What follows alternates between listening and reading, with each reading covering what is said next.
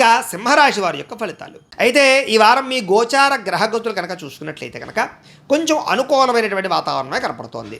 అయితే అనుకున్నంత డబ్బు లేకపోయినా, అనుకున్నంత డబ్బు సంపాదించలేకపోయినా కూడా మీ ముఖ్యమైన అవసరాలు తీరడానికి, ముఖ్యమైన పెట్టుబడులు పెట్టడానికి మాత్రం డబ్బులు చేతికి అందుతాయి.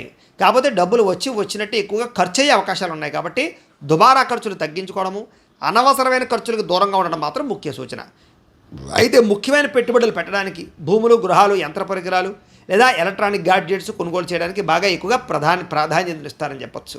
అలాగే మీ జీవితాన్ని మలుపు తిప్పేటటువంటి నిర్ణయాలు తీసుకోవడము, లేదా ముఖ్యమైనటువంటి ఏదైనా ఫిక్స్డ్ డిపాజిట్లు వేయడానికి కానీ, లేకపోతే కనుక ముఖ్యమైనటువంటి ఏమైనా పాలసీలు కట్టడానికి కానీ మీకు చాలా అనుకూలమైన వాతావరణంగా కనపడుతుంది. అలాంటి పెట్టుబడులు యోగిస్తాయి. మీకు కుటుంబ సభ్యులకి సంబంధించినటువంటి ఖర్చులు మాత్రం విపరీతంగా పెరుగుతాయి. కాబట్టి సంతానం వల్ల అవ్వచ్చు, లేదా పెద్దల వల్ల అవ్వచ్చు, పిల్లల వల్ల అవ్వచ్చు, వాళ్ళ ఆరోగ్యం గురించి, చదువుల గురించి అవ్వచ్చు, లేదా మీ ఇంటి పరమైనటువంటి వెచ్చాల గురించి అవ్వచ్చు, ఏదైనా సరే మీకు ఖర్చులు విపరీతంగా కనపడుతున్నాయి.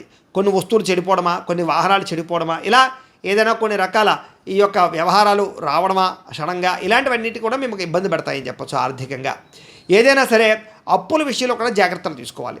అయితే అనవసరంగా రుణాలు చేసినా, అనవసరంగా అప్పులు ఇచ్చినా కూడా ఇబ్బందులు పడతారు. కాబట్టి ఎవరు పడితే వాళ్ళకి అప్పులు ఇవ్వడం మంచిది కాదు. ఊరికనే ఏదో అప్పు ఇస్తారు కదా అని చెప్పేసి తీసుకుని ఏది పడితే అది వస్తువులు కొనేయడం కూడా మంచిది కాదు.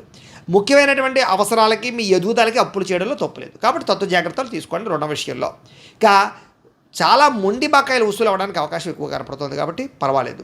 ఇక పర్మనెంట్ కానటువంటి ఉద్యోగస్తులకి గట్టిగా ప్రయత్నం చేసినట్లయితే పర్మనెంట్ అయ్యే అవకాశాలు కనపడుతున్నాయి.